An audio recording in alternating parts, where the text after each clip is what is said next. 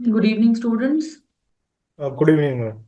आज हम करेंगे सिक्योर लोन और अनसिक्योर लोन को हम फाइनलाइज कैसे करते हैं। ठीक है, देखिए, आपके जो सिक्योर लोन्स होते हैं, मैंने आपको बताया है कि वो कई टाइप के हो सकते हैं। उनको आप बैंक से ले सकते हैं। बैंक मतलब नेशनलाइज बैंक। बैंक बहुत सारे होते हैं, लेकिन नेशनलाइज बैंक, या फिर आपने लिया हुआ है स्केड्यूल्ड बैंक। अगर यहां से लोन लिया हुआ है, आपको ये तो पता ही होगा कि जब आप लोन लेते हैं तो आपको लोन रीपेमेंट करने के लिए, रीपेमेंट करने के लिए आपको एक शीट प्रोवाइड की जाती है जिसे हम लोन रीपेमेंट स्केड्यूल बोलते हैं। पता है? जी मैम, जी मैम। लोन रीपेमेंट स्केड्यूल जो होता है उसमें आपके पास में ऐसे कॉलम्स बने होते हैं, और कॉलम्स में लिखा होता है कि भाई आपका जो इंटरेस्ट का अमाउंट है वो कितना है, आपका प्रिंसिपल का अमाउंट है वो कितना है, जी जी। और आपकी जो लोन की इंस्टॉलमेंट है वो कितना वो है? कितने की है। और यहां पर आपका आ जाता है क्लोजिंग बैलेंस। आप सभी ने देखा होगा। जी जी।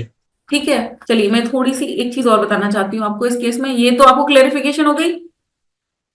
आगे बढ़ू मैं इसमें, कुछ हाँ जी क्वेश्चन मैम। है यहाँ पे? तो प्रदीप जी, जो फैमिली फ्रेंड्स या सिस्टर कंसर्न सबसे ज्यादा कॉमन जो होता है लोन, वो होता है डायरेक्टर वाला। डायरेक्टर वाले लोन के लिए हम अभी 5 मिनट बाद बात करेंगे, क्योंकि वहां पर इनकम टैक्स के प्रोविजन एप्लीकेबल हो जाते हैं। हम थोड़ी देर बाद बात करेंगे यहाँ पे, इसलिए मैंने डायरेक्टर नहीं लिखा।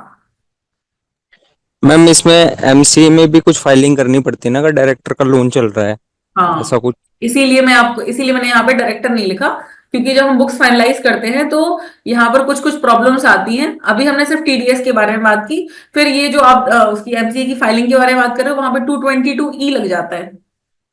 अनसिक्योर लोन्स में क्या होता है, अनसिक्योर लोन में ही सबसे ज्यादा प्रॉब्लम है, क्योंकि ये हम मेनली किससे लेते हैं?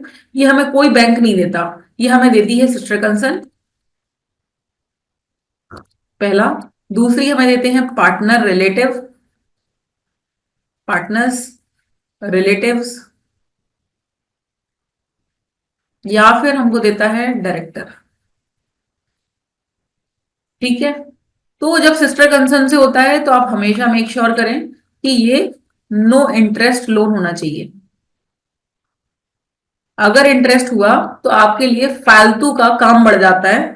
नो इंटरेस्ट लोन होना चाहिए। फालतू का काम किस चीज का बढ़ जाएगा? टीडीएस का काम बढ़ जाएगा।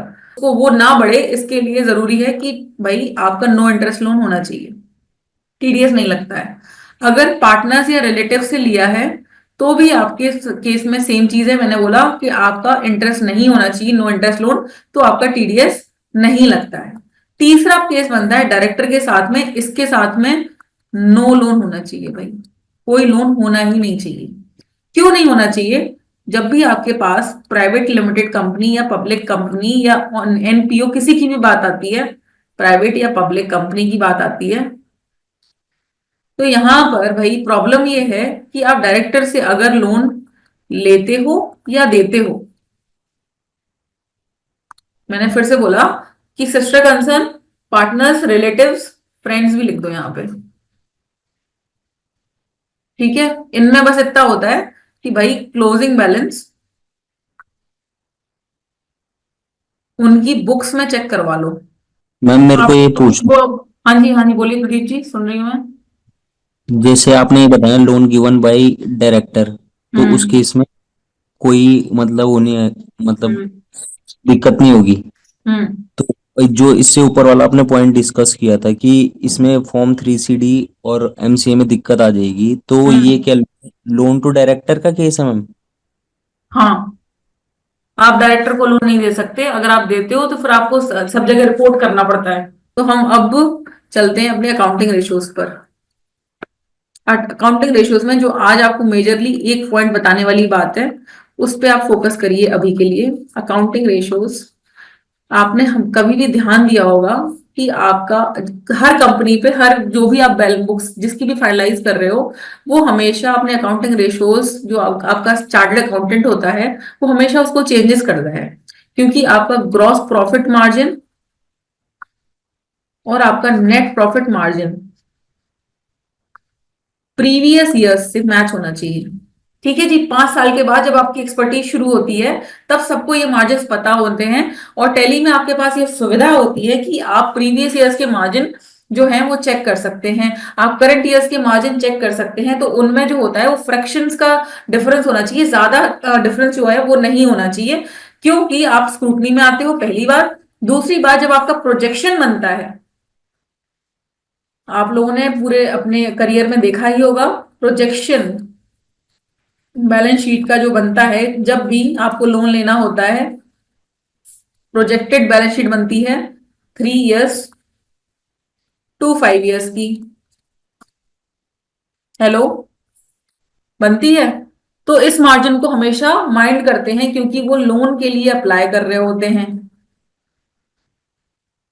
लोन एप्लीकेशन में आपको प्रोजेक्टेड 3 to 5 इयर्स की जो बैलेंस शीट देनी होती है, उसमें इन मार्जिन को भी वो इम्प्लाई कर रहे होते हैं। इंडस्ट्री वाइज जीपो मार्जिन हम कैसे चेक कर पाएंगे? प्रदीप जी फिर से पूछ रहे हैं क्या? बताया मैंने, आप हर इंडस्ट्री, जिस भी इंडस्ट्री में होंगे, आप नॉर्मली इस चीज को पता कर सकते हैं किसी भी इंडस्ट्री एक्सपर्ट से। आपका ये 60,000 जो लाइसेंस का खर्चा है, ये आप एक बार दे चुके, अब नहीं लगेगा। इसको हाँ आप कैपिटलाइज कर सकते हैं, आप इसको कैपिटलाइज कर सकते हैं और 3 to 5 इयर्स में राइट ऑफ कर सकते हैं। 3 to 5 इयर्स में आप क्या कर सकते हैं? राइट ऑफ कर सकते हैं। कि आपने पहले इसकी पेमेंट कर दी, लाइसेंस आपने परचेज कर लिया। हेलो, यस मैम, आपने यस मैम। लाइसेंस परचेज किया 60,000 का, तो हर साल आप क्या करेंगे? 20,000 का एक्सपेंस क्लेम करेंगे पीएनएल अकाउंट में। ईयर 1 20,000 पीएनएल में ही एक्सपेंस, ईयर 2 और 20,000 ही एक्सपेंस आपका ईयर 3। ये तो आपने राइट ऑफ कर दिया है, पहले से आपने कैपिटलाइज कर दिया 60,000। ये आपका जो आ गया टेली सॉल्यूशंस का Tally software debit to bank कर दिया। फिर उसके बाद में आपने ये एक्सपेंसेस से राइट ऑफ कर दिया। साथ में आपका ऑपरेशनल खर्चा चल ही रहा है, यस, ऑपरेशनल एक्सपेंस जो 15,000 का है वो अलग चल रहा है 15,000 का। ठीक है जी। किसने पूछा था मेरे से? ये प्रदीप जी ने पूछा था। Yes ma'am. हाँ जी, समझ आया प्रदीप जी? जी जी। ये आपसे मैनेजमेंट इसलिए बोल रहा है बच्चे, क्योंकि आपने मुझे जब तक डाउट नहीं पूरा नहीं बताया था। पूरी सिचुएशन ये है कि आपने लाइसेंस खरीदा है 60,000 का। जब भी आप कोई सॉफ्टवेयर खरीदते हो तो इनकम टैक्स में आपको 25% के हिसाब से उस पर डेप्रिसिएशन मिलता है। ठीक है मैम, ठीक ठीक। ठीक है, यस मैम। 25% के हिसाब से आप डेप्रिसिएशन वैसे भी क्लेम कर सकते हो। आप अगर चाहो तो आप हायर रेट पे वैसे भी क्लेम कर सकते हो। जैसे मैंने आपको बताया 33%, 33%, 33%, 3 इयर्स, वैसे 5 इयर्स भी कर सकते हो। ठीक है। तो वो तो मैम इनकम टैक्स के अकॉर्डिंग ही हम डेप क्लेम करेंगे ना? तो डेप्रिसिएशन अब मैंने बोला आपको इनकम टैक्स के अकॉर्डिंग, ये आप मैंने जो आपको बताया, ये मैंने आपको बताया कंपनीज एक्ट के हिसाब से। और जो मैंने आपको 25% बताया वो आपको बताया इनकम टैक्स के हिसाब से। इनकम टैक्स के हिसाब से 25% है। और अगर आप हो अगर आप पार्टनरशिप फर्म की अकाउंटिंग कर रहे हो, हेलो, तो आप इनकम टैक्स के हिसाब से चलो। Yes ma'am. ठीक है। अगर आप कंपनी की अकाउंटिंग कर रहे हो तो आप इस हिसाब से चलो। ओके। ठीक है। ओके स्टूडेंट्स, मैंने आपको बताया कि कौन कौन सी 3 चीजें हमने करनी है अभी। रेशियोज करने हैं, और हमें एंट्रीज देखनी है सिक्योर लोन की, अनसिक्योर लोन की।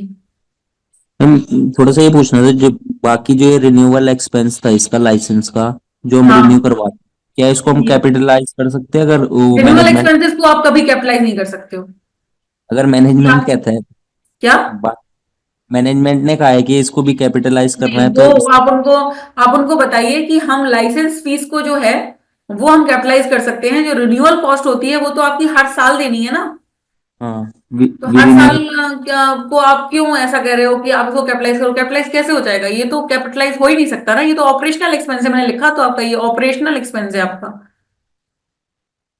ओके ये मैम। नहीं हो सकता। मैनेजमेंट को कुछ डाउट है, आप उन्हें क्लैरिटी दीजिए कि ये ऑपरेशनल एक्सपेंस है हमारा, और ये हमारा कैपिटलाइज नहीं हो सकता। हमारा सिर्फ जो लाइसेंस फीस थी ये कैपिटलाइज होती है, फिर उसके बाद हमको एज पर इनकम टैक्स इसको राइट ऑफ कर सकते हैं। Okay ma'am. ठीक है। Thank you. अमोर्टाइज इसे हम जो सॉफ्टवेयर का टर्म होता है, या इंटेंजिबल एसेट इसे हम कहेंगे, ये हमारा इंटेंजिबल एसेट है इनकम टैक्स एक्ट में। Yes ma'am. इंटेंजिबल एसेट है और इस पे हमको 25% के हिसाब से डेप्रिसिएशन मिलता है। ठीक है जी। Okay ma'am. Okay Pradeep ji. चलो students, see you in the next class, take care, bye bye.